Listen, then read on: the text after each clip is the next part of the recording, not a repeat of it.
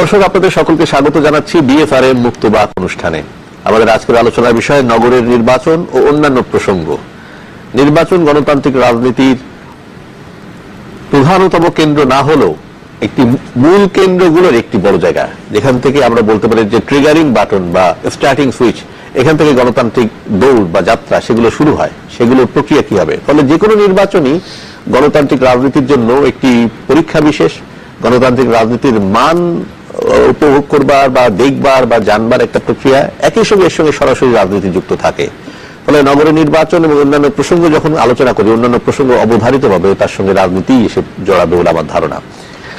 আলোচনা নিজস্ব গতিতে এগোবে। আমি জানি না যে কোথায় গিয়ে আলোচনা পৌঁছাবে, কারণ যারা আছেন তারাই আলোচনাকে টেনে নেবেন এই প্রত্যাশা করে শুরু করতে চাই। আছেন আমাদের সঙ্গে সাংবাদিক পীর হাবিবুর রহমান, আপনাকে স্বাগত জানাচ্ছি।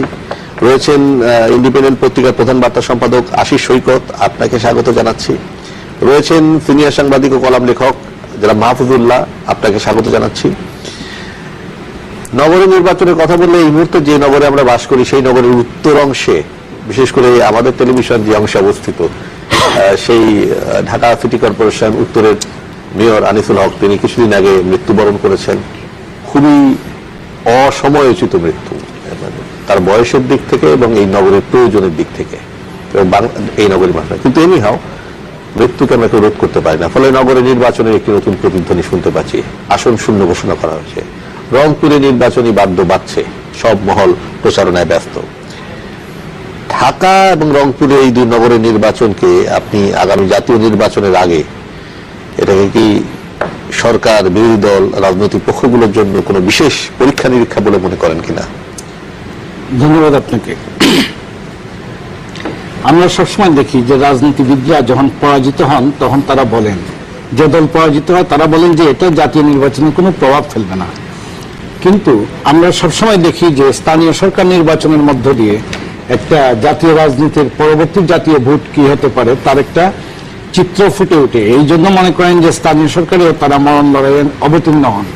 আজকে রংপুর যে মেয়র নির্বাচন হতে যাচ্ছে, সেখানে গত নির্বাচনের চেয়ে এইবার তিনটি রাজনৈতিক দল বিশেষ করে ওইখানে অবস্থানে প্রতিদ্বন্দ্বিতাপূর্ণ একটা তুমুল লড়াই শুরু হয়েছে এবং এই লড়াইয়ে আওয়ামী লীগ, বিএনপি, জাতীয় পার্টির নেতারা ওখানে নেমেছেন।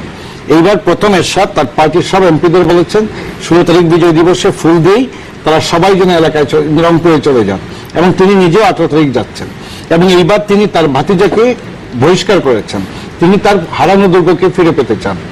আওয়ামী লীগের প্রার্থী তিনি এক টার্ম ছিলেন, এর আগে তিনি জাতীয় পার্টি করেছেন, জেপি মঞ্জু করেছেন, তিনি আওয়ামী লীগে এসেছিলেন এবং তিনি একবার বিজয়ী হয়েছেন জাতীয় পার্টির বিভক্তির নদীতে। ওইখানে কিন্তু প্রতিদ্বন্দ্বিতার জায়গাটা জাতীয় পার্টির। এইবার বিএনপিও প্রতিদ্বন্দ্বিতায় উঠেছে, তারও জনমত বেড়েছে। এখন শেষ হিসাবে কি হবে? আসলে আমরা নারায়ণগঞ্জে অতীতে দেখেছি যে ত্রিমুখী লড়াই থাকে না, আগে অনেক নাটকীয় ঘটনা ঘটে। এইবারটা বলছেন, আমি আরো আগে বলছি, অনেক হিসাব নিকাশ চলছে যে আসলে কি এখানে জাতীয় পার্টিকে বিজয়ী করে দেওয়া হবে নাকি আওয়ামী লীগকে আবার আরেক টার্ম রাখা হবে। মানে তার মেয়র প্রার্থী তিনি তো ছিলেন এর আগে একবার, শরফুদ্দিন জন্টু। এখন এটা তো অ্যাসিড টেস্ট বলা হচ্ছে যে এটা জাতীয় নির্বাচনের আগে এগুলা অ্যাসিড টেস্ট হিসাবে চিহ্নিত হয়। সেখান থেকে রংপুরে একটা আলাদা প্রেক্ষাপট। রংপুরে এরশাদের একটা দুর্গ ছিল, সেটা অনেকটা ভেঙে গেছে, তিনি এটা পুনরুদ্ধারে নেমেছেন এবং সেইখানে জাতীয় পার্টির প্রার্থী এখন মূল প্রতিদ্বন্দ্বিতায়। তার সঙ্গে লড়ছেন আওয়ামী লীগ এবং বিএনপির। দৃশ্য যেটা আমাদের প্রতিনিধিদের সঙ্গে যোগাযোগ করলে যেটা চিত্র আসছে বা গণমাধ্যমে যেটা আসছে এইটা। আরেকটা হলো যে ঢাকা উত্তরে এখনো 4টা ইউনিয়ন ঢাকা উত্তরের সঙ্গে সংযুক্ত হয়েছে। এই কারণে নির্বাচন আদৌ হবে কিনা এটার একটা সংশয় রয়েছে। কিন্তু আওয়ামী লীগ, বিএনপি তার নির্বাচনী প্রতিযোগিতার প্রস্তুতি জুড়ে সুরে শুরু করেছে। তার নেপথ্য প্রস্তুতিটা তফসিল ঘোষণার সঙ্গে সঙ্গে তারা যেন নামতে পারেন। বিএনপি তার আগের নির্বাচনে আনিসুলকের সঙ্গে যে নির্বাচন তারা বর্জন করলেন সকাল দুপুরের মধ্যে, সেই নির্বাচনে যে প্রার্থীকে নামিয়েছেন, মূল প্রার্থী ছিলেন আব্দুল ওয়াল মিন্টু। তিনি ব্যবসায়ী সম্প্রদায়ের নেতা ছিলেন, রাজনীতিবিদও, এবং সব মহলেই তার একটা গ্রহণযোগ্যতা ছিল। কিন্তু তিনি এই সময় পলাতক ছিলেন। তার স্কুটিনিতে তার নমিনেশন বাতিল হয়ে যাওয়ায় তার ছেলে আসলেন। তার ছেলে এসে তরুণদের মধ্যে একটা চমক সৃষ্টি করলেন তাবিতাওয়াল, এবং দুপুরের মধ্যে নির্বাচন বর্জন করলেও তার একটা তার যে প্রাপ্ত ভোটের যে একটা হিসাব, এতে তিনি একটা আমরা তখনই বলেছি যে ভবিষ্যতের জন্য তিনি প্রার্থী হয়ে গেলেন। এবার তাকেই এখন পর্যন্ত পার্টির চূড়ান্ত প্রার্থী হিসেবে তাকেই চূড়ান্ত করে রেখেছেন। আওয়ামী লীগ এবার আনিসুল হক আওয়ামী লীগ রাজনীতি করতেন না, কোন দলই করতেন না। তিনি মুক্তিযুদ্ধের পক্ষের বিশ্বাসী একজন মানুষ। তাকে আওয়ামী লীগ তাকে ধরে এনে আওয়ামী লীগ তাকে প্রার্থী করেছিল এবং আওয়ামী লীগ বেনিফিশিয়ারি হয়েছিল। সেই নির্বাচন প্রশ্নবিদ্ধ হলেও আনিসকে নিয়ে আর কোনো প্রশ্ন হয় না, এবং সেই সব প্রশ্ন নানান আলাপ আলোচনা সব তিনি একেবারে মাটি চাপা দিয়ে দিয়েছিলেন। এবং তিনি যে উন্নয়নের জায়গায়, এই যে তেজগাঁয়ে যখন আপনাদের স্টুডিওতে আসলাম, দেখলাম চতুর্দিকে ট্রাক স্ট্যান্ড, আবার বহাল তবিয়তে দানবের মতো তার আস্তানা নিয়েছে। আনিসুলকের কবরের মাটি শুকায় নাই, এখানে ট্রাক স্ট্যান্ড বসে গেছে। এইটা উচ্ছেদ করতে গিয়ে তিনি এখানে অবরুদ্ধ হয়েছিলেন। তিনি এখানে প্রায় তাকে হুমকির মুখে পড়েন নাই, তিনি অনেক যুদ্ধ করতে হয়েছিল। এটা আনিসুলক বলেই সম্ভব হয়েছিল। এবং আজকে কি দেশে হত্যাকর্তা কেউ নাই, সমাজপতিরা নাই, ক্ষমতাবান রতি মহারথীরা নাই? তারা কেন এইটা দেখছেন না? আজকে কি প্রশাসন নাই যে এরকম ট্রাক স্ট্যান্ড আবার বসে যাচ্ছে রাস্তার উপরে? তো যাই হোক, আনিসুলক যে ইমেজে দাঁড় করিয়ে গেছেন, আনিসুলক মেয়র নির্বাচনের জায়গাটাকে তিনি যে উন্নয়নের একটা কর্মযোগ্য সীমাবদ্ধতার মধ্যে, মেয়রদের ক্ষমতা তেমন নাই। নিউ ইয়র্কের মেয়র তিনি ফিডেল কাস্ট্রো আসবেন কিনা জাতিসংঘে তিনি নিষেধ করে দিয়েছেন, আসতে পারেন নাই। কিন্তু তিনি তার শহরকে তিনি সাজিয়েছেন ইচ্ছা মতো। তার যে অগাধ ক্ষমতা, পুলিশ টুলিশ সব তার হাতে। আর এইখানে হলে গিয়ে সব হাতে পায়ে ধরে ধরে কাজ করা। এই সীমাবদ্ধতার মধ্য দিয়ে আনিসুলক যে পরিবর্তনের হাওয়া এনেছিলেন, তিনি যে স্বপ্নের দেখেছিলেন এবং মানুষকে স্বপ্নের সঙ্গে একত্র করেছিলেন, এবং নিজের ব্যক্তিগত ইমেজকে তিনি যে টেন্ডারবাজি, ভাগাভাগি এবং ব্যবসায়ী সিন্ডিকেট সবকিছু থেকে নিজেকে ঊর্ধ্বে রেখে তিনি যেভাবে স্বচ্ছতার সঙ্গে দায়িত্ব পালন করে এবং দক্ষ নেতৃত্বের সঙ্গে সাফল্যের সঙ্গে তিনি দায়িত্ব পালন করেছেন, সেখানে আওয়ামী লীগ আজকে প্রার্থী সংকটে পড়ে গেছে। একবার শোনা যায় এফবিসিআই সাবেক সভাপতি একে আজাদ, একবার শোনা যায় আপনার কি বলে সাবির হোসেন চৌধুরী দক্ষিণে তিনি এখানে আসতে পারবেন না, এবং প্রধানমন্ত্রী একসময় প্রটোকল অফিসার এবং আওয়ামী লীগের নেতা, দলের প্রতিও তার আনুগত্য, বিভিন্ন কানেকশন আছে। আলাউদ্দিন আহমেদ চৌধুরী নাসিম, তার নামও শোনা যাচ্ছে, এবং সর্বশেষ বিজেপির সাবেক সভাপতি আতিকুল ইসলাম, তার নামও এসেছে, এবং যে সাবেক এমপি ডাক্তার এইচ.বি.এম. ইকবাল, তার নামও আসছে। এখন প্রধানমন্ত্রী ফিরে আসলে সেটা বোঝা যাবে যে আসলে আমি যে মাহমুদুল্লাহ আপনার কাছে পীর হাবিব দুই নগরের একটা ভালো ছবি এঁকে ফেলেছেন। নির্বাচন আলোচনা করবার আগে আমার মনে হয় একটা কথা আমি বলতে চাই, সেটা হচ্ছে যে রাত পোহালেই শহীদ বুদ্ধিজীবী দিবস, এবং এই দিবসটি আমার জীবনে এক ধরনের ভিন্ন অর্থ বহন করে এই কারণে, আমরা তো বিশ্ববিদ্যালয়ের ছাত্র অবস্থাতেই মুক্তিযুদ্ধে, কিন্তু আমাদের শিক্ষকরা যারা থেকে গেছিলেন, এদের মধ্যে দুজন প্রত্যক্ষভাবে আমাদের সঙ্গে সম্পর্কিত ছিলেন। একজন ছিলেন আমাদের হাউস টিউটর, আরেকজন আমার সাবসিডিয়ারি সাবজেক্টের টিচার প্রফেসর মনিরুজ্জামান, স্ট্যাটিস্টিক্সের।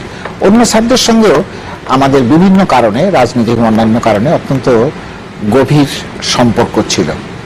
আজকে মনে হয় যে এর মধ্যে যে একটা শূন্যতা তৈরি হয়েছে আমাদের বুদ্ধিবৃত্তিক জগতে, মুক্ত বুদ্ধির জগতে, এইটি কিন্তু এত বছরেও আমরা পূরণ করতে পারি না। এই ধরনের মানুষ যারা সেই সময় স্বৈরাচারের বিরুদ্ধে, সামরিক শাসনের বিরুদ্ধে, বাংলাদেশের অধিকারের পক্ষে খুব কঠিনভাবে দাঁড়িয়েছিলেন, সেই ধরনের মানুষ কিন্তু আজকে নাই। এবং মানুষের গণতান্ত্রিক অধিকারের পক্ষে সেই ধরনের শিক্ষক কিন্তু আপনি আজকে পাবেন না, নাই বলা চলে। এইটি হচ্ছে আমাদের সবচেয়ে বড় ক্ষতি।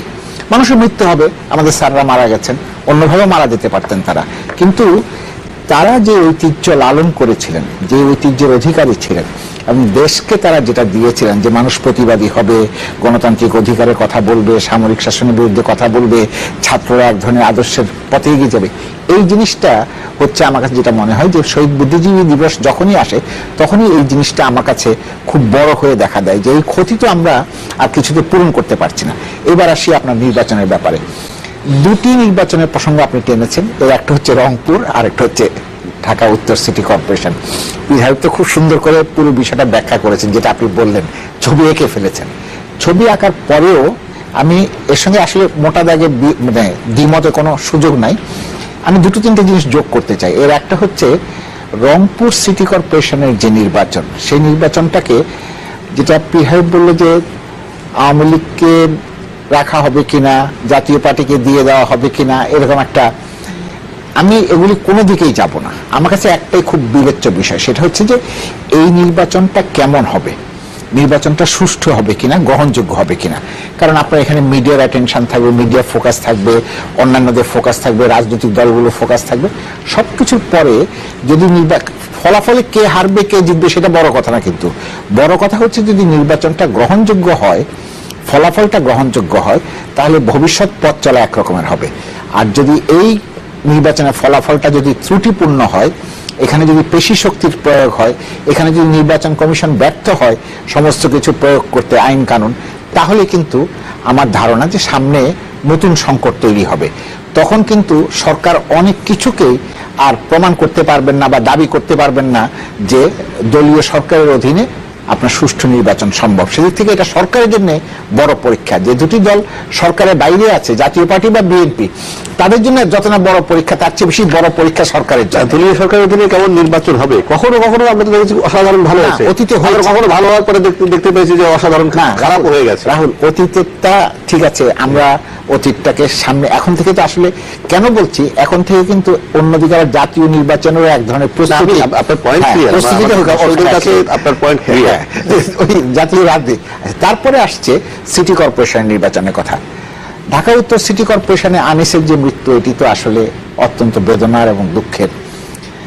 আবার আনিসের মানে মৃত্যু যেহেতু মানুষের জীবনে এক ধরনের চিরন্তন সত্য, সেখান থেকে তার আমরা কেউ বেরোতে পারবো না, এটা আপনিও বলেছেন। দেখেন, আনিসের কিন্তু কাজ যদি আপনি হিসেব করেন, কাজ কিন্তু খুব বেশি না, কিন্তু কতগুলো কাজের মাধ্যমে কিছু কিছু মানুষ কিন্তু মানুষের হৃদয়ে অবস্থান নেয়। এই যে ধরেন এখানকার যে ট্রাক স্ট্যান্ড, এটা সরানোর ক্ষেত্রে আনিস যে ভূমিকাটা নিয়েছিল, যেটা পীর বললেন যে তিনি ব্যক্তিগতভাবে এখানে ঘেরাও হয়েছিলেন, আমরা টেলিভিশনে দেখেছি, এইটি কিন্তু তার সম্পর্কে মানুষের মনে ভিন্ন একটা ছবি এঁকে দিয়েছে, বা তার পার্সোনালিটি সম্পর্কে ভিন্নটা। রাস্তা মেরামত করেছেন, এটা করেছেন, ওগুলি খুব নিত্য নৈমিত্তিক ব্যাপার। কিন্তু এইখানে যে ট্রাক স্ট্যান্ড সরানোর ক্ষেত্রে তার যে বলিষ্ঠ ভূমিকা, বা ওই এলাকায় মানে আপনার গুলশান অন্যান্য এলাকায় কিছু কিছু অবৈধ স্থাপনা উচ্ছেদের ক্ষেত্রে তার যে ভূমিকা, এই কারণেই কিন্তু আমার ধারণা যে তার সম্পর্কে জনমনে একটা ভিন্ন ছবি আঁকা হয়ে গেছে, যেটা অন্য সিটি কর্পোরেশনের বা ঢাকা সিটি কর্পোরেশনের অন্যান্য মেয়রদের সম্পর্কে কিন্তু অতীতে কখনোই এটা হয় নাই। মানে আমি বলছি যে আনিস নিজে তৈরি করে, হ্যাঁ, ওই তো নির্বাচিত মেয়রদের সম্পর্কে এটা করা হয় না।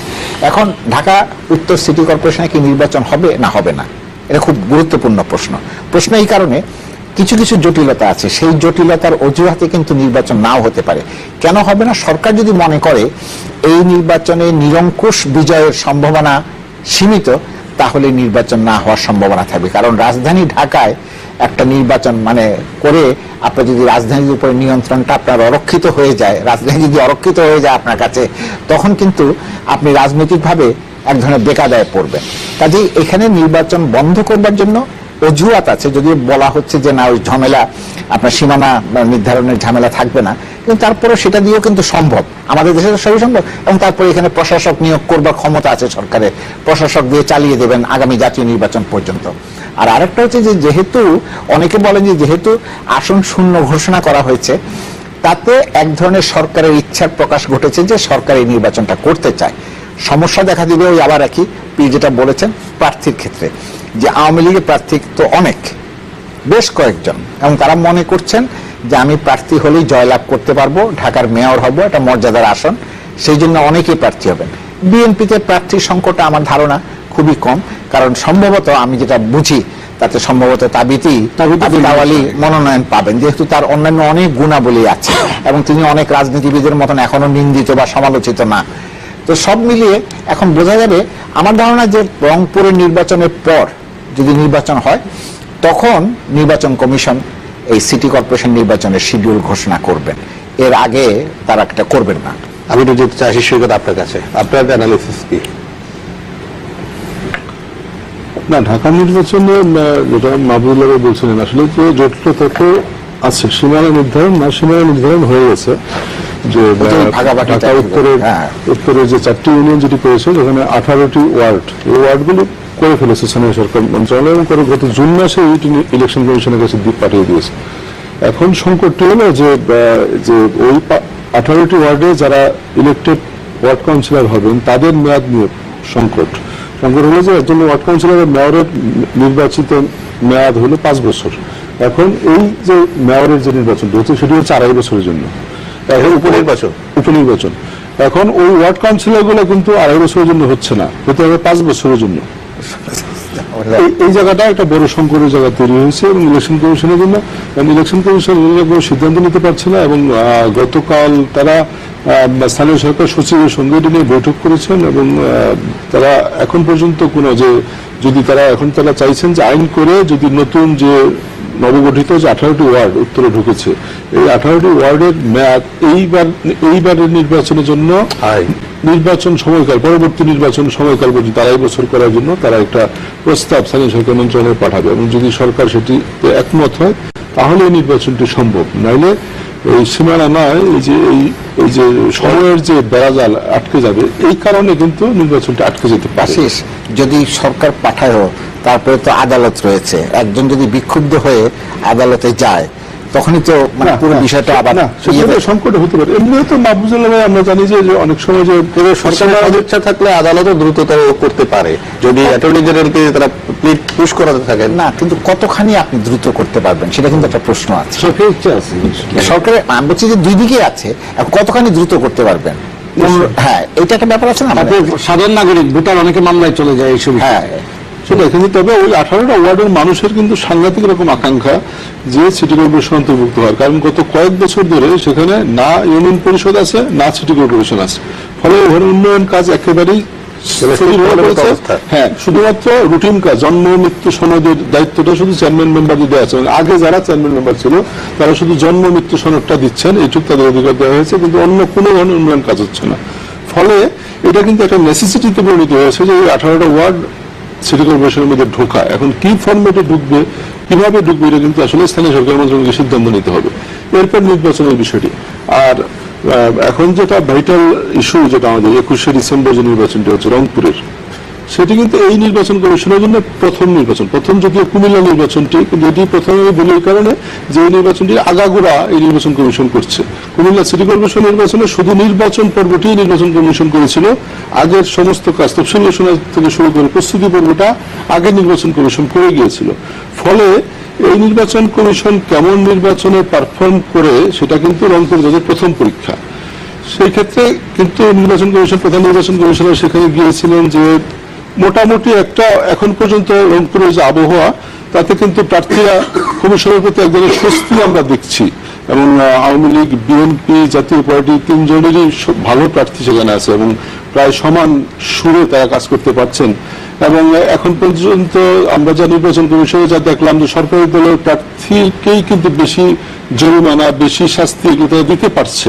তার মানে এক ধরনের স্বাধীনভাবে কাজ করার কিন্তু একটা ক্ষেত্র তৈরি হয়েছে ইলেকশন কমিশনের জন্য, যেটা একটা বড় শক্তি। যে এই নির্বাচনটি যদি ভালো হয়, এই নির্বাচনটি যদি সুষ্ঠু হয়, তাহলে কিন্তু পরবর্তী নির্বাচনের পরে যে ঢাকা নির্বাচনের পরে জুনে আরো 5টি সিটি কর্পোরেশন নির্বাচন আছে, সেগুলো কিন্তু আস্থার জায়গাটা কিন্তু তৈরি করবে এই রংপুর নির্বাচনটি।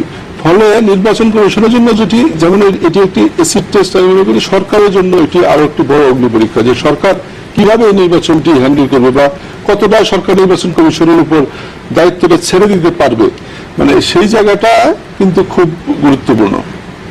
সেটি এখানে একটা ব্যাপার যে যেটা তারা বলছেন যে নির্বাচন কমিশন, আমি কখনো নির্বাচন কমিশন মনে করি না বাংলাদেশের প্রেক্ষাপটে যে ক্ষমতা নির্বাচন কমিশনের হাতে কোনো সময় থাকে।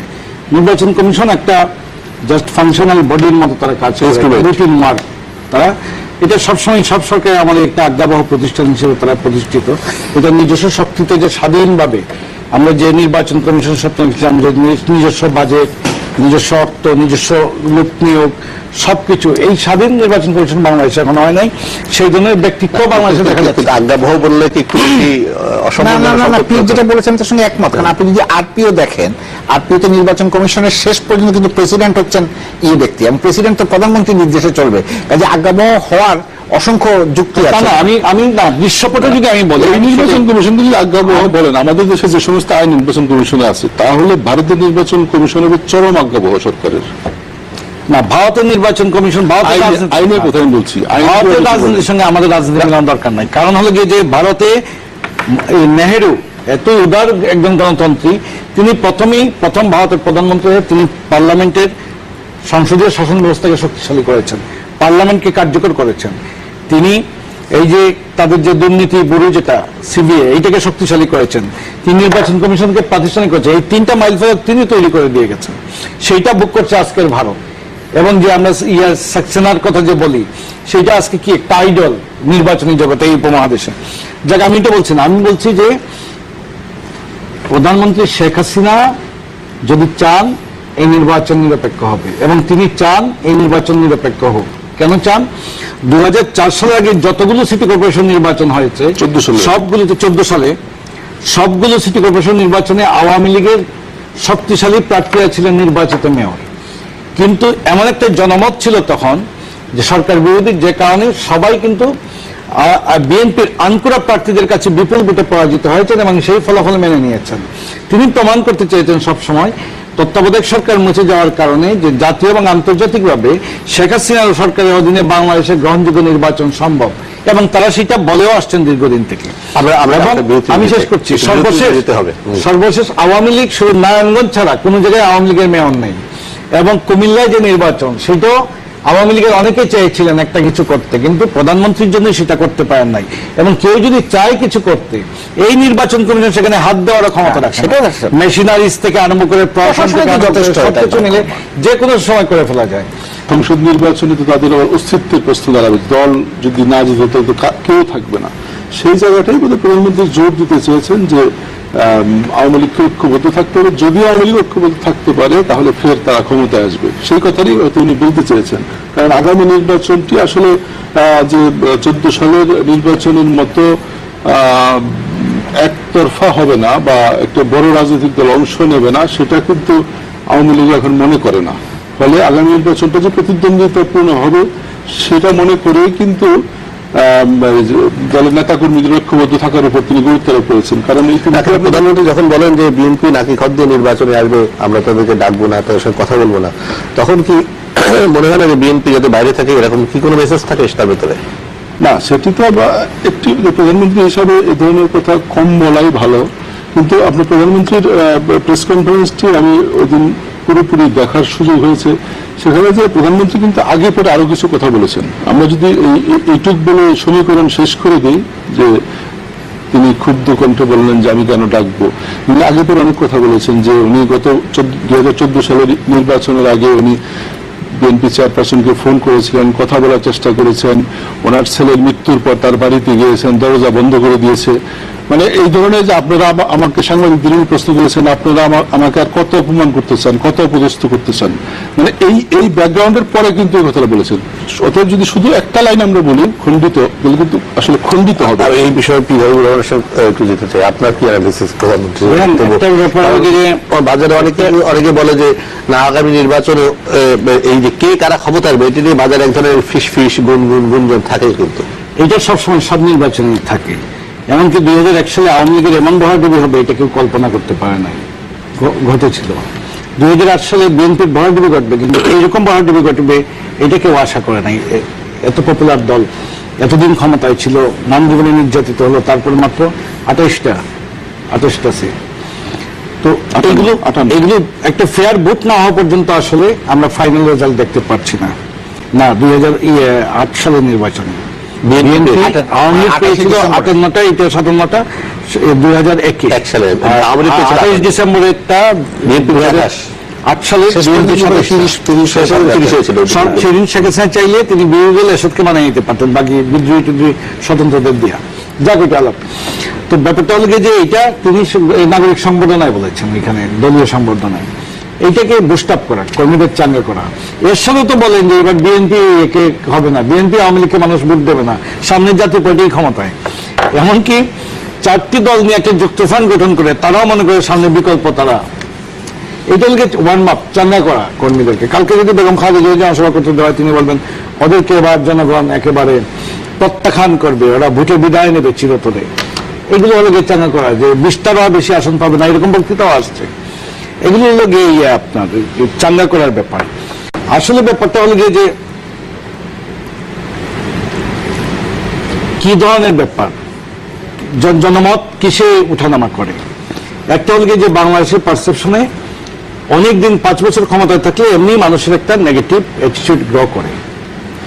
বাংলাদেশের মানুষ হুজুগে মাতে যে না এইবার আর না, হ্যাঁ আবার দেব, শেখের বেটি দেশের উন্নয়নে নিয়ে যাচ্ছে, এবার দিয়ে দেবো। এটা কি উঠবে আসলে ইলেকশনে?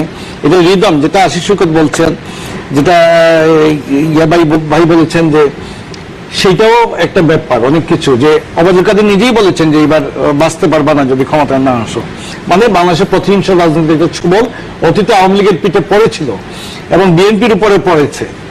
আর এই শিক্ষক যেটা বলছেন আওয়ামী লীগের ঐক্য, এটা তারা চেষ্টা করেছেন। আওয়ামী লীগের সাধারণ সম্পাদক তৃণমূল পর্যন্ত দৌড়ঝাঁপ করছেন, সাধারণ দেওয়ার পরে নিয়ত তারা বৈঠক করছেন, সাংগঠনিক সম্পাদকরা ইয়ে করছেন, প্রধানমন্ত্রী মনিটর করছেন, এবং আগামীতে আওয়ামী লীগের যে কেউ পার্লামেন্টে বিজয়ী হবেন হয় পার পেয়ে যাবেন এই সুযোগ নাই। এটার সাথে সাথে অ্যাকশন, সব ধরনের অ্যাকশনেই তিনি পড়বেন, এটা বোঝা যাচ্ছে। অ্যাকশন তো হচ্ছে বের করে দেওয়া, বের করে দিলে তো আর না বের করে দেওয়ার মধ্যে না, দল থেকে ঘরের মধ্যে রাখে এমন চাপে দিবেন তার সাথে কোনো কর্মী থাকবে না। কৌশল আওয়ামী লীগ অনেক নিচ্ছে। তো যাই হোক, এটা ব্যাপারটা যে আজকে পেঁয়াজের দাম, এইটা সরকারের দেখা উচিত। এটা সাধারণ মানুষকে, এটা আওয়ামী লীগের সমর্থক, গরিব সমর্থকদের করে। খাদ্যমন্ত্রী বলেছেন রিক্সা চালকরা নাকি এখন ডেইলি এত আয় করে, একটা নিম্ন মধ্যম আয়ের দেশে পরিণত হয়েছে যে আপনার 10 কেজি চাল কিনে ফেলে, না 6 কেজি চাল কিনে ফেলে। আমি জানি না, উনিও রিক্সায় চলেন না, আমি এখন রিক্সায় চলি না, এই খবরটা আমি জানতে পারবো না আসলে। কিন্তু চেহারা দেখলে বোঝা যায়, আমরা যেখানে বাজার করতে যাই সেখানে মানুষের প্রতিক্রিয়া কি হচ্ছে এইটার খবর বলতে পারবো আমরা। আমরা যারা সামাজিক যোগাযোগ মাধ্যম ঘাটাঘাটি করি সেখানে দেখি বলছে যে পেঁয়াজ একটা মূল্যবান সামগ্রী, সুতরাং অলংকার হয়ে মূল্যবান, দামি। একটা নারী তার চুলের মধ্যে ফিতা নেই, সেখানে পেঁয়াজ দিয়ে বেঁধেছে, কানে পেঁয়াজের দুল পড়েছে, মানে এটাকে তার প্রতিবাদের ভাষা, ভদ্রভাবে তার রাস্তায় যেতে হচ্ছে না সামাজিক যোগাযোগ মাধ্যমে। 2 মন্ত্রীর 1 গুণ, পেঁয়াজের দাম আজ 3-4 গুণ।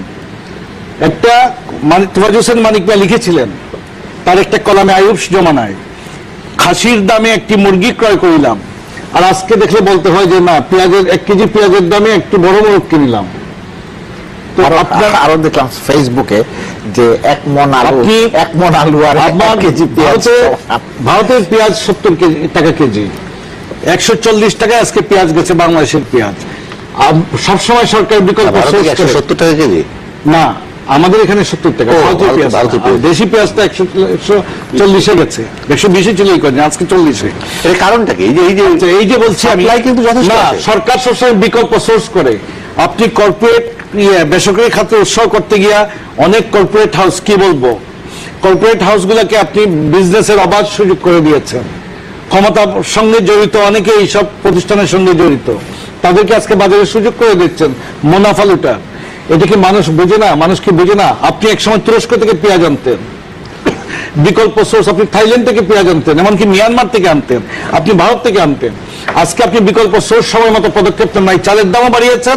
গরিব কৃষক সে কৃষিকাজ যখন করে সে একটা ভাত নিয়ে যায়, ভাতের দাম বেশি, তার সঙ্গে সে নিয়ে যায় আলু ভর্তা পেঁয়াজ দিয়ে, সাথে আবার 2টা কাঁচামরিচ 2টা পেঁয়াজ, সবগুলোর দাম আজকে বেশি। এই সমস্ত ইস্যুগুলো কিন্তু ইলেকট্রাল ইস্যু। এত প্রধানমন্ত্রীকে সব দেখবেন নাকি? প্রধানমন্ত্রী এতগুলো মন্ত্রী কেন রেখেছেন? তারা তো গণমুখী রাজনীতি করে এসেছেন, তাদের রাজনৈতিক অতীত বর্ণাঢ্য, দীর্ঘ আন্দোলন সংগ্রামের ভেতর দিয়ে তারা উঠে এসেছেন। মানুষের ভাষা তারা পড়তে পারেন না, রাতারাতি মনে করেন যে গায়েবীভাবে তারা আজীবন ক্ষমতায় থেকে যাবেন। মনের পরেও কি তাদের কোনো বিচার হবে না? মানুষের কাজ তাকে অমরত্ব দেয়। আজকে তারা একটা সংবাদ সম্মেলন করে ব্যাখ্যা পর্যন্ত জনগণকে দেওয়ার প্রয়োজন মনে করেন না। সংসদে একটা বিরোধী দল আছে, সেটা ঘরজামাই বিরোধী দল, সেইটার জবাবদিহিতা চায় না, দাঁড়িয়ে জিজ্ঞেস করে না মন্ত্রীদের বিবৃতি দেওয়ার জন্য 300 মিনিটে পেঁয়াজের দাম কেন আজকে 140 টাকা, কেন আজকে চালের দাম এত টাকা। না, এটা মানুষের ভাষা। আজকে বামপন্থীরাও মরে গেছে। একটা বামপন্থী 12টা পর্যন্ত একটা হরতাল দিয়েছিল, বিএনপি সমর্থন দিয়েছে, তাদের দায়িত্ব শেষ হয়ে গেছে। আগে বামপন্থী রাজনীতিবিদগুলো, কমিউনিস্ট পার্টির ফরাদ ভাইরা, এই ধরনের সমস্যা, মুজাফর সাহেবেরা এই সমস্যাগুলো আনতেন, চাল ডাল তেল নুন এইসবের খবর, এবং বাসায় তো একবার বক্তৃতায় বলেই ফেললেন স্বাধীনতার পরে যে চালের দাম বেড়েছে, নুনের দাম বেড়েছে, মদের দামও শুনেছি বেড়েছে, এটা আমি জানি না, এটা মশিউর রহমান জাদিমা বলতে পারবে। আপনি বলেন, এটা ভালো বলতে পারবেন যে এই জিনিসগুলো আসলে আপনি মাহফুজুল্লাহ ভাই তো এগুলো চোখের দেখা। উনি একটা বিষয় তুললেন যে রাজনীতি একটু জাস্ট শুধু জাতীয় নির্বাচনের কথা বলি। আর প্রধানমন্ত্রীর মন্তব্য যেটা আপনি বললেন যে দেখেন এই ধরনের মন্তব্য যেটা হয়, আপনি আপনার প্রতিপক্ষকে ইরিটেট করেন, প্রতিপক্ষকে ইরিটেট করতে করতে করতে করতে একটা পর্যায়ে যদি নিয়ে যান, কারণ একটা চিন্তা ভাবনা আওয়ামী লীগের মধ্যে আছে যে বিএনপি এসব করলে বিএনপি নির্বাচনে আসবে না, খোদা না করুক যদি ওই ধরনের পরিস্থিতি হয়, এটা কিন্তু বিএনপির জন্য যতখানি বিপর্যয় হবে তার চেয়ে 10 গুণ বেশি বিপর্যয় হবে আওয়ামী লীগের জন্য, তার চেয়ে বেশি 20 গুণ বেশি বিপর্যয় হবে আমাদের দেশের জন্য। কাজে এই বিষয়টা আমরা যদি সতর্কতার সঙ্গে অনুসরণ না করি বা সতর্কতার সঙ্গে এই বিষয়টা মানে ইয়ে না করি, কারণ আমি কি আপনাকে প্রতিপক্ষ মনে করি না শত্রু মনে করি? একটু আপনাকে ইন্টারেক্ট করি, সেটা হচ্ছে যে 2014 সালে নির্বাচনের করে বলা হয়েছিল যে এই নির্বাচন একতরফা করলে এটা দেশ জাতির জন্য বিপর্যয়কর হবে। তারপরে বলা হয়েছিল যে এই নির্বাচন যদি সে দীর্ঘ সময় টিকে থাকার চেষ্টা করে তাহলেও খুব ক্ষতি হবে, কিন্তু দেখা যাচ্ছে শেষ পর্যন্ত এই 14 সালের পর থেকে এই সময় শেষ করে যথেষ্ট পর্যন্ত উন্নয়ন কর্মকাণ্ড না প্রায় শেষ করে এনেছেন। দেখেন, বলার সঙ্গে কোমরে জোর থাকতে হয়। প্রধানমন্ত্রী যে কথা বলছেন বিরোধীদের মাঝে জোট থাকলে কালকে গণঅভ্যুত্থান ঘটে এই দেশে। 88 সালে এরশাদ একতরফা নির্বাচন করেছেন, 90 সালে গণঅভ্যুত্থানের মুখে বিদায় নিতে হয়েছে। 15 ফেব্রুয়ারি 96, আমি শেষ করে দিচ্ছি, ধরিয়ে দিচ্ছি, 96 সালে 15 ফেব্রুয়ারি বেগম খালেদা জিয়া একতরফা নির্বাচন করেছেন। সেই নির্বাচন 15 দিন সংসদ টিকে নাই, দাবি মেনে সাংবিধানিকভাবে সেখানে অন্তর্ভুক্ত করে গণঅভ্যুত্থানের মুখে বিদায় নিয়ে নির্বাচন মোকাবেলা করে বিরোধী আসনে বসতে হয়েছে। এইটা হলো গিয়ে রাজনীতি। রাজনীতি আপনি গরম কথা বলবেন, কথার বাস্তবে মিল নাই, মানুষও আশ্বাস রাখতে পারে না। না, এটা তো পীর হাবিবের ন্যারেটিভ, বিভিন্ন ন্যারেটিভের মধ্যে পার্থক্য আছে, এবং যেটা যে এই সময়ে বিরোধী দল কি করতে পারতো কি করতে পারে নাই সেটা একটা প্রশ্ন আছে। কারণ অতীতে বিরোধী দলের উপর যে ধরনের হামলা মামলা ইয়ে হয়েছে, এখন কিন্তু যে কোনো বিরোধীদের মুখে সমস্যাটা অনেক বেশি, মানে তাদের উপর হামলা নির্যাতনের মাত্রা অনেক বেশি, এটা আমাদের স্বীকার করতে হবে। এটা হচ্ছে এক। আর 2 নম্বর হচ্ছে আমি যে কথা বলতে চেয়েছিলাম যে আমি কি আপনাকে প্রতিপক্ষ মনে করি না শত্রু মনে করি? যদি প্রতিপক্ষ মনে করি আপনার সঙ্গে আমাকে কোনো না কোনো একটা পর্যায়ে আপোষ আলোচনা সমঝোতা করতে হবে, আর যদি শত্রু মনে করি তাহলে আপনাকে আমি নিশ্চিহ্ন করবার জন্য সিদ্ধান্ত গ্রহণ করব। আওয়ামী লীগ যদি মনে করে যে সকল রাজনৈতিক দল তার শত্রু, তাহলে তারা একরকম ভাবে রাজনৈতিক কৌশল গ্রহণ করবে। আর যদি মনে করে প্রতিপক্ষ, তাহলে নিজের স্বার্থে রাষ্ট্রের স্বার্থে। এবং আপনি যে প্রশ্নটা তুললেন, দেখেন ইতিহাস বোরখা পরে আসে, এবং যখন বোরখা পরে মঞ্চে আসে তারপর যখন বোরখাটা খুলে ফেলে তখন কিন্তু একটা করুণ চিত্র সেখানে দেখা যায়, করুণ ছবি দেখা যায়। আমি এর চেয়ে বেশি কিছু বলতে চাই না। এখন পেঁয়াজের প্রসঙ্গে আসি। পেঁয়াজের তো আমার কাছে মনে হচ্ছে 3টা বিষয়। এর একটা হচ্ছে যে আমাদের এখানে উৎপাদনে একটা ঘাটতি হয়েছে। আমরা পেঁয়াজ কিন্তু সবসময় আমদানি করেছি, এই বছরও প্রায় 15 লাখ টন আমদানি করা হয়েছে। সমস্যাটা যেটা বলেছে কিন্তু পুরোটা ব্যাখ্যা করে নাই। আমরা পেঁয়াজের একটা সোর্সের উপরে নির্ভরশীল হয়েছি আজকাল। এর ফলে হয়েছে কি, ওই যে সুবিধাভোগী যারা, ক্ষমতাবান যারা, ওইটা তারা এই মার্কেটটাকে ম্যানিপুলেট করার একটা সুযোগ পেয়েছে। আপনি যদি অন্যান্য আরো বিকল্প সোর্সের থেকে আপনি আমদানি করতেন, সেটা তুরস্কই হোক বা মিয়ানমারই হোক বা বার্মা হোক, মানে ভিয়েতনাম হোক বা থাইল্যান্ড হোক, তাহলে কিন্তু যে কম্পিটিশনটা হতো ইম্পোর্টেড মার্কেটের মধ্যে, তখন কিন্তু ব্যবসায়ীরা সেই সুযোগটা গ্রহণ করতে পারতেন না। হয়তো দেখা গেল যে আপনি ভারত থেকে এনেছেন, পিরাই অন্য জায়গা থেকে এনেছে, আমি আরেক জায়গা থেকে এনেছি, তখন একটা কম্পিটিশনের রাস্তা খোলা থাকে। আর আরেকটা যেটা বিষয় খুব দুঃখজনক, সেটা হচ্ছে যে আমরা তো মুক্তবাজার অর্থনীতির কথা বলি। মুক্তবাজার অর্থনীতির মানে কিন্তু পুরোপুরিভাবে সরকারের নিয়ন্ত্রণ মুক্ত অর্থনীতি নয়। সরকারের একটা রেগুলেটরি এজেন্সি থাকবে যে এই পেঁয়াজের দামটা সে নিয়ন্ত্রণ করবে। সরকারের নানান ধরনের মেকানিজম আছে। এবং ওই যে বললেন উনি যে এই রাজনীতিবিদরা বা মন্ত্রীরা বা পার্লামেন্ট কেউ পেঁয়াজের দাম নিয়ে কথাবার্তা বলে না। এখন এটা কারণ কি হতে পারে? কি পেঁয়াজ কাটার সময় চোখে জল আসে বলে? পেঁয়াজের দামে মানুষের চোখে জল আসতেছে, সেইটাই তো। সেই জন্যে এটা তো খুব দুঃখজনক, কারণ পেঁয়াজ, লবণ, চাল বা আলু এগুলো খুব সাধারণ মানুষের খুব সাধারণ খাদ্য তালিকার মধ্যে। চাল না খেয়ে উপায় নেই না, এগুলো সাধারণ মানে মূল্য প্রতিবাদে পেঁয়াজ কি না খেয়ে পারা যায়? না না। আমি ফেসবুকে একজনের লেখা পড়লাম, উনি লিখেছেন আগে এক তরকারিতে 5টা পেঁয়াজ দিতাম, এখন এক তরকারিতে 1টা পেঁয়াজ দেই। তো মানে আপনি বুঝতে পারেন যে মানুষের ক্ষোভটা, অভিমানটা। আর আমাদের সংস্কৃতিতে পেঁয়াজের কিন্তু একটা খুব বড় ব্যবহার আছে। আমরা বিভিন্ন জিনিসের মধ্যে, পোলাও থেকে শুরু করে বহু জিনিসের মধ্যে, আমরা পোলাওতে যেমন ধরনের যে পেঁয়াজ, আলুর পরে পেঁয়াজ, হ্যাঁ পেঁয়াজটা সাংঘাতিক রকম ভাবে সিঙ্গারা খেতে গেলে একটা পেঁয়াজ, সবকিছুর মধ্যে কাজেই সেখানে পেঁয়াজ নিয়ে এই তেলেস মাটি, এইটা সরকারের বিপক্ষে একটা অভিযোগ হিসাবে জমা হচ্ছে। ওই যে আমি শেষ করে দিই, ওইটা যেটা পীর হাবিব বললেন, কিন্তু অর্ধেক বলছেন, আজকে কিন্তু পুরোটা বলেন নাই উনি। সেটা হচ্ছে, যেমন আজকে একজন আমাকে বলতেছিল যে ভোটের ফলাফল কি হবে, আমি কি হবে, বলে যে ভোটের ফলাফল আওয়ামী লীগের দিকে বিরুদ্ধে যাবে। আমি কেন? ওই জন্য কোনো কারণে না, ওই দেখতে দেখতে ক্লান্ত হয়ে গেছে। এখন মানুষ মনে করবে যে আচ্ছা ঠিক আছে, কিছুদিন এই চেহারা দেখলাম না, অন্য চেহারা দেখে কি হয়, তখন আবার এখানে ফেরত আসবো। আশিস আমরা প্রায় শেষের দিকে চলে এসেছি। না, সেটাই যে পেঁয়াজ নিয়ে আসলে তো মানে আমার একটা উদ্বেগের জায়গা, যে পেঁয়াজ নিয়ে গত কয়েকদিন আগে আমি পত্রিকায় একটা বিজ্ঞাপন দেখলাম যে আমরা একটা বেসরকারি প্রতিষ্ঠান পত্রিকায় বিজ্ঞাপন বলছে যে আমরা 2 লাখ টন পেঁয়াজ আমদানি করেছি, ন্যায্য মূল্যে পেঁয়াজ আমরা বিক্রি করব। এই 2 লাখ টন পেঁয়াজ আমদানি করলো যে প্রতিষ্ঠানটি, আমি তাদের নাম বলতে চাই না, না বলেন, অসুবিধা কি আছে, বলেন এসালম গ্রুপ, পত্রিকায় বিজ্ঞাপন দিতে পারলে আমরা আলোচনা করছি। কিন্তু তারা এখন খোলা বাজারে পেঁয়াজ জুড়ে কথা, পেঁয়াজ দেখলাম যে ওই বিজ্ঞাপনের পর পেঁয়াজের দাম বাড়তে শুরু করলো, বাড়তে বাড়তে 140 টাকায় গেল। তার মানে কি পরিমাণ মানে সুশাসনের অভাব তৈরি হলো এই জায়গাটায়, যে যারা বিজ্ঞাপন দিয়ে বললো তাদের আমরা কিছু বলতে পারছি না, সরকার কিছু বলছে না, অসহায়ের মতো মানুষ 140 টাকায় পেঁয়াজ কিনছে, যে পেঁয়াজের দাম ছিল 40 টাকা, হার্ডলি 30 থেকে 40 টাকা, সেই পেঁয়াজের দাম এখন 140 টাকা। টিসিবি একটা আছে আমাদের, টিসিবি শুধুমাত্র খামার বাড়ির মোড়ে একটা ট্রাক ছাড়া, দাঁড় করা এলাকা ছাড়া আর কোথাও আপনি কারণ বাজারে টিসিবি যে হেড অফিসে যান, এখানে একটা বিক্রয় কেন্দ্র আছে, আপনি গেলে পেঁয়াজ, তেল, মরিচ কিচ্ছু পাবেন না, লবণ কিছু পাবেন না, 4-5টা। তারপরে এরা বিভিন্ন কোম্পানির কিছু মাল না বিক্রি করে এখানে না। মানে মুদ্রা কথা হলো এদের বেসরকারি কিছু ব্যবসায়ীদের হাতে পুরো ব্যবসাটা ছেড়ে দেওয়া হয়েছে। এই জায়গাটা একাকি পীর হাবিব যথার্থ বলেছেন, প্রধানমন্ত্রী একাকি সবকিছু দেখবেন, তাহলে যে কনসার্ন যারা মন্ত্রণালয় আছে, কনসার্ন যারা ডিপার্টমেন্ট আছে, তারা কি করে? এই যে 2 লাখ টন পেঁয়াজ এনে যে পত্রিকায় বিজ্ঞাপন দিল, এই পেঁয়াজ কোথায় গেল? মানে এই একটা জিনিস, বেশি বেশি পেঁয়াজ লাগে না তো আমাদের, 15 লাখ টন পেঁয়াজ লাগে, তার মধ্যে যদি 2 লাখ টন বা 1.5 লাখ টন পেঁয়াজ একটা প্রতিষ্ঠানে এনে থাকে, একটা সংস্থানে থাকে, আরো নিশ্চয়ই আরো ব্যবসায়ীরা পেঁয়াজ এনেছে, তার মানে পেঁয়াজের যে সংকটটা, এটা কৃত্রিম সংকট। এই সংকটটা সরকার যদি এখনই ব্যবস্থা নেয়, আমার ধারণা যে আগামী 7 দিনের মধ্যে আবার পেঁয়াজ অন্তত 60-70 না হোক, অন্তত 70-80-তে পেঁয়াজ আমরা পাবো, ভালো পেঁয়াজ পাবো। আমাদেরকে থামতে হবে।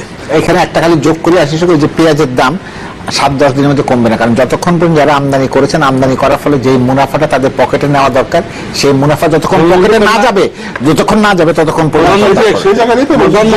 কথা বলেছিলেন। এই কথাটা কিন্তু কিছু কিছু কথা তত্ত্বের মতো, এটা ইতিহাসে অমৃত পায়। বঙ্গবন্ধু কন্যাকে কেনা যায় না, আওয়ামী লীগকে কেনা যায়।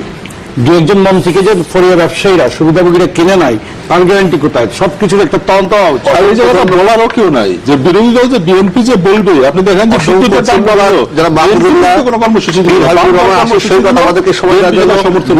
নির্বাচন, আমরা জানি যে রাজনীতির একটি গুরুত্বপূর্ণ অনুষঙ্গ উপসঙ্গ, সেটি কিন্তু রাজনীতি হচ্ছে মানুষের সম্পর্কের ইস্যু, এবং রাজনীতি মানে হচ্ছে মানুষের স্বার্থ সংশ্লিষ্ট ইস্যুগুলোকে রাজনৈতিক দলগুলো কিভাবে ব্যবহার করছে বা দেখছে বা কিভাবে ডিল করছে সেই বিষয়। যারা ক্ষমতায় থাকেন তারা মানুষের এরকম দ্রব্যমূল্য বৃদ্ধির মতো ইস্যুগুলোকে ঠিক মতো হ্যান্ডেল করেন কিনা বা ডিল করেন কিনা, সেদিকে মনোযোগ দেন কিনা, সমাধানের চেষ্টা করেন কিনা, কিংবা যারা বিরোধী দলে থাকেন তারা মানুষের এই কষ্টের জায়গাগুলোতে নিয়ে তার অধিকার আদায়ের জন্য লড়াই করেন কিনা, সেই প্রসঙ্গগুলো মানুষ দেখে। আর যখন একটা সময় টের পায় যে কেউ তাদের জন্য কিছু করছে না, সবাই নীরব, তখন হয়তো কখনো কখনো তারা নিজেরাই তাদের কথা বলতে বাধ্য হয়। সেরকম পরিস্থিতি কখনোই কারোর জন্য ভালো হয় না। আমরা প্রত্যাশা করি আমাদের রাজনৈতিক দল নির্বাচনকে মাথায় রেখেই নাগরিকদের যে সমস্ত উদ্বেগ এবং যে সমস্ত সংকট আছে, সেগুলো সব দল যে কোনো মত নির্বিশেষে তারা উদ্যোগী হবেন সেগুলো সমাধানের জন্য। প্রিয় দর্শক, সবাই ভালো থাকবেন। দলের প্রতিও তার আনুগত্য, বিভিন্ন কানেকশন আছে। আলাউদ্দিন আহমেদ চৌধুরী নাসিম, তার নামও শোনা যাচ্ছে, এবং সর্বশেষ বিজেপির সাবেক সভাপতি আতিউল ইসলাম, তার নামও এসেছে, এবং যে সাবেক এমপি ডাক্তার HBM ইকবাল, তার নামও আসছে। এখন প্রধানমন্ত্রী ফিরে আসছে, সেটা বোঝা যাবে যে আসলে আমি যে মাহমুদুল্লাহ আপনার কাছে পীর হাবিব 2 নগরের একটা ভালো ছবি এঁকে ফেলেছেন। নির্বাচন আলোচনা করবার আগে আমার মনে হয় একটা কথা আমি বলতে চাই, সেটা হচ্ছে যে রাত পোহালেই শহীদ বুদ্ধিজীবী দিবস, এবং এই দিবসটি আমার জীবনে এক ধরনের মানে ভিন্ন অর্থ বহন করে এই কারণে, আমরা তো বিশ্ববিদ্যালয়ের ছাত্র অবস্থাতেই মুক্তিযুদ্ধে, কিন্তু আমাদের শিক্ষকরা যারা থেকে গেছিলেন, এদের মধ্যে 2 জন প্রত্যক্ষভাবে আমাদের সঙ্গে সম্পর্কিত ছিলেন। একজন ছিলেন আমাদের হাউস টিউটার, আরেকজন আমার সাবসিডিয়ারি সাবজেক্টের টিচার প্রফেসর মনিরুজ্জামান স্ট্যাটিস্টিক্সের। অন্য স্যারদের সঙ্গেও আমাদের বিভিন্ন কারণে, রাজনৈতিক এবং অন্যান্য কারণে অত্যন্ত গভীর সম্পর্ক ছিল। আজকে মনে হয় যে এর মধ্যে যে একটা শূন্যতা তৈরি হয়েছে আমাদের বুদ্ধিবৃত্তিক জগতে, মুক্ত বুদ্ধির জগতে, এইটি কিন্তু এত বছরেও আমরা পূরণ করতে পারি না। এই ধরনের মানুষ যারা সেই সময় স্বৈরাচারের বিরুদ্ধে, সামরিক শাসনের বিরুদ্ধে, বাংলাদেশের অধিকারের পক্ষে খুব কঠিনভাবে দাঁড়িয়েছিলেন, সেই ধরনের মানুষ কিন্তু আজকে নাই। এবং মানুষের গণতান্ত্রিক অধিকারের পক্ষে সেই ধরনের শিক্ষক কিন্তু আপনি আজকে পাবেন না, নাই বলা চলে। এইটি হচ্ছে আমাদের সবচেয়ে বড় ক্ষতি।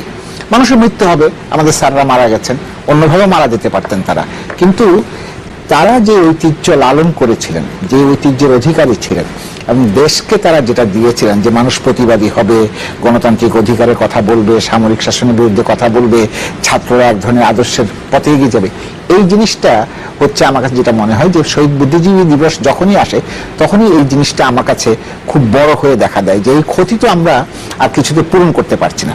এবার আসি আপনার নির্বাচনের ব্যাপারে। দুটি নির্বাচনের প্রসঙ্গ আপনি টেনেছেন, এর একটা হচ্ছে রংপুর আর একটা হচ্ছে ঢাকা উত্তর সিটি কর্পোরেশন। বিধায়ক তো খুব সুন্দর করে পুরো বিষয়টা ব্যাখ্যা করেছেন, যেটা আপনি বললেন, ছবি এঁকে ফেলেছেন। ছবি আঁকার পরেও তারা মরণ লড়াইয়ে অবতীর্ণ হন।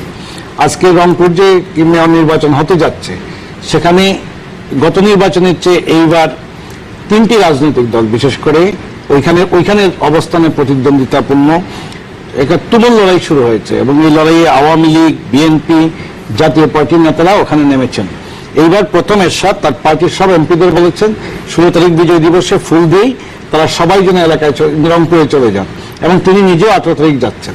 এবং এইবার তিনি তার ভাতিজাকে বহিষ্কার করেছেন, তিনি তার হারানো দুর্গকে ফিরে পেতে চান।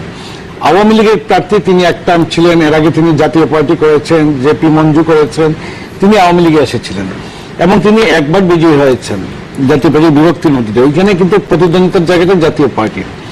এইবার বিএনপিও প্রতিদ্বন্দ্বিতায় উঠেছে, তারও জনমত বেড়েছে। এখন শেষ হিসাবে কি হবে? আসলে আমরা নারায়ণগঞ্জে অতীতে দেখেছি যে ত্রিমুখী লড়াই থাকে না, আগে অনেক নাটকীয় ঘটনা ঘটে। এইবারেরটা বলছেন, আমি আরো আগে বলছি, অনেক হিসাব নিকাশ চলছে যে আসলে কি এখানে জাতীয় পার্টিকে বিজয়ী করে দেওয়া হবে, নাকি আওয়ামী লীগকে আবার আরেকটা রাখা হবে। মানে তার মেয়র প্রার্থী তিনি তো ছিলেন এর আগে একবার, শরফুদ্দিন জন্টু। এখন এটা তো অ্যাসিড টেস্ট বলা হচ্ছে যে এটা জাতীয় নির্বাচনের আগে এগুলা অ্যাসিড টেস্ট হিসাবে চিহ্নিত হয়। সেখান থেকে রংপুরে একটা আলাদা প্রেক্ষাপট। রংপুরে এরশাদের একটা দুর্গ ছিল, সেটা অনেকটা ভেঙে গেছে, তিনি এটা পুনরুদ্ধারে নেমেছেন, এবং সেখানে জাতীয় পার্টির প্রার্থী এখন মূল প্রতিদ্বন্দ্বিতায়, তার সঙ্গে লড়ছেন আওয়ামী লীগ এবং বিএনপির। দৃশ্য যেটা আমাদের প্রতিনিধিদের সঙ্গে যোগাযোগ করলে যেটা চিত্র আসছে বা গণমাধ্যমে যেটা আসছে এইটা। আরেকটা যে ঢাকা উত্তরে এখনো 4টা ইউনিয়ন ঢাকা উত্তরের সঙ্গে সংযুক্ত হয়েছে, এই কারণে নির্বাচন আদৌ হবে কিনা এটার একটা সংশয় রয়েছে। কিন্তু আওয়ামী লীগ বিএনপি তার নির্বাচনী প্রতিযোগিতার প্রস্তুতি জুড়ে সুরে শুরু করেছে, তার নিরাপত্তা প্রস্তুতিটা তফসিল ঘোষণার সঙ্গে সঙ্গে তারা যেন নামতে পারেন। বিএনপি তার আগের নির্বাচনে আনিসুলের সঙ্গে যে নির্বাচন তারা বর্জন করলেন সকাল দুপুরের মধ্যে, সেই নির্বাচনে যে প্রার্থীকে নামিয়েছেন, মূল প্রার্থী ছিলেন আব্দুল ওয়াল মিন্টু। তিনি ব্যবসায়ী সম্প্রদায়ের নেতা ছিলেন, রাজনীতিবিদও, এবং সব মহলেই তার একটা গ্রহণযোগ্যতা ছিল, কিন্তু তিনি এই সময় পলাতক ছিলেন। তার স্কুটিনিতে তার। প্রিয় দর্শক, আপনাদের সকলকে স্বাগত জানাচ্ছি বিএফআরএম মুক্তবাক অনুষ্ঠানে। আমাদের আজকের আলোচনার বিষয় নগরের নির্বাচন ও অন্যান্য প্রসঙ্গ। নির্বাচন গণতান্ত্রিক রাজনীতির প্রধানতম কেন্দ্র না হলেও একটি মূল কেন্দ্রগুলোর একটি বড় জায়গা, যেখান থেকে আমরা বলতে পারি যে ট্রিগারিং বাটন বা স্টার্টিং সুইচ, এখান থেকে গণতান্ত্রিক দৌড় বা যাত্রা সেগুলো শুরু হয়। সেগুলোর প্রক্রিয়া কি হবে? ফলে যে কোনো নির্বাচনই গণতান্ত্রিক রাজনীতির জন্য একটি পরীক্ষা বিশেষ, গণতান্ত্রিক রাজনীতির মান উপভোগ করবার বা দেখবার বা জানবার একটা প্রক্রিয়া, একই সঙ্গে এর সঙ্গে সরাসরি রাজনীতি যুক্ত থাকে। ফলে নগরের নির্বাচন এবং অন্যান্য প্রসঙ্গ যখন আলোচনা করি, অন্যান্য প্রসঙ্গ অবধারিতভাবে তার সঙ্গে রাজনীতি এসে জড়াবে বলে আমার ধারণা। আলোচনা নিজস্ব গতিতে এগোবে, আমি জানি না যে কোথায় গিয়ে আলোচনা পৌঁছাবে, কারণ যারা আছেন তারাই আলোচনাকে টেনে নেবেন এই প্রত্যাশা করে শুরু করতে চাই। আছেন আমাদের সঙ্গে সাংবাদিক পীর হাবিবুর রহমান, আপনাকে স্বাগত জানাচ্ছি। রয়েছেন ইন্ডিপেন্ডেন্ট পত্রিকার প্রধান বার্তা সম্পাদক আশিস সৈকত, আপনাকে স্বাগত জানাচ্ছি। রয়েছেন সিনিয়র সাংবাদিক ও কলাম লেখক যারা মাহফুজুল্লাহ, আপনাকে স্বাগত জানাচ্ছি। নগরের নির্বাচনের কথা বললে এই মুহূর্তে যে নগরে আমরা বাস করি সেই নগরের উত্তর অংশে, বিশেষ করে আমাদের টেলিভিশন যে অংশে অবস্থিত, সেই ঢাকা সিটি কর্পোরেশন উত্তরের মেয়র আনিসুল হক, তিনি কিছুদিন আগে মৃত্যুবরণ করেছেন। খুবই অসময়োচিত মৃত্যু, তার বয়সের দিক থেকে এবং এই নগরের প্রয়োজনের দিক থেকে, এই নগরীর ভাষা। কিন্তু এনিহাও মৃত্যুকে আমরা কেউ রোধ করতে পারি না। ফলে নগরের নির্বাচনের একটি নতুন প্রতিধ্বনি শুনতে পাচ্ছি, আসন শূন্য ঘোষণা করা হয়েছে। রংপুরে নির্বাচনী বাদ্য বাজছে, সব মহল প্রচারণায় ব্যস্ত। ঢাকা এবং রংপুরে এই দুই নগরের নির্বাচনকে আপনি আগামী জাতীয় নির্বাচনের আগে এটাকে কি সরকার, বিরোধী দল, রাজনৈতিক পক্ষগুলোর জন্য কোনো বিশেষ পরীক্ষা নিরীক্ষা বলে মনে করেন কিনা? ধন্যবাদ আপনাকে। আমরা সবসময় দেখি যে রাজনীতিবিদরা যখন পরাজিত হন তখন তারা বলেন, যে দল পরাজিত হয় তারা বলেন যে এটা জাতীয় নির্বাচনে কোনো প্রভাব ফেলবে না। কিন্তু আমরা সবসময় দেখি যে স্থানীয় সরকার নির্বাচনের মধ্য দিয়ে একটা জাতীয় রাজনীতির পরবর্তী জাতীয় ভোট কি হতে পারে তার একটা চিত্র ফুটে ওঠে। এই জন্য মনে করেন যে স্থানীয় সরকারের, আমি এর সঙ্গে আসলে মোটা দাগে মানে দ্বিমতে কোনো সুযোগ নাই। আমি দুটো তিনটে জিনিস যোগ করতে চাই। এর একটা হচ্ছে রংপুর সিটি কর্পোরেশনের যে নির্বাচন, সেই নির্বাচনটাকে যেটা পিহাইব বলল যে আওয়ামী লীগকে রাখা হবে কিনা, জাতীয় পার্টিকে দিয়ে দেওয়া হবে কিনা, এরকম একটা, আমি এগুলি কোনো দিকেই যাব না। আমার কাছে একটাই খুব বিবেচ্য বিষয়, সেটা হচ্ছে যে এই নির্বাচনটা কেমন হবে, নির্বাচনটা সুষ্ঠু হবে কিনা, গ্রহণযোগ্য হবে কিনা। কারণ আপনার এখানে মিডিয়ার অ্যাটেনশন থাকবে, মিডিয়ার ফোকাস থাকবে, অন্যান্যদের ফোকাস থাকবে, রাজনৈতিক দলগুলোর ফোকাস থাকবে।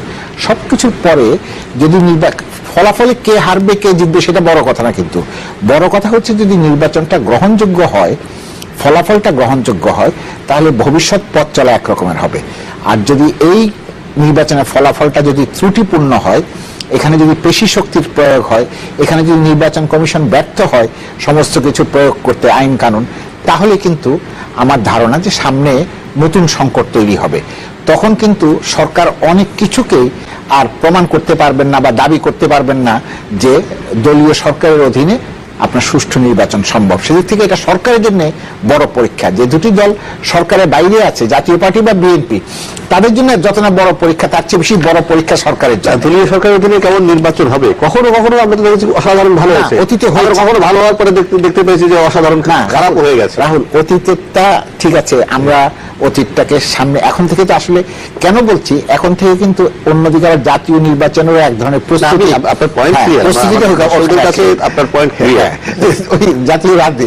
তারপরে আসছে সিটি কর্পোরেশনের নির্বাচনের কথা। ঢাকা উত্তর সিটি কর্পোরেশনে আনিসের যে মৃত্যু, এটি তো আসলে অত্যন্ত বেদনার এবং দুঃখের। আবার আনিসের মানে মৃত্যু যেহেতু মানুষের জীবনে এক ধরনের চিরন্তন সত্য, সেখান থেকে তার আমরা কেউ বেরোতে পারবো না, এটা আপনিও বলেছেন।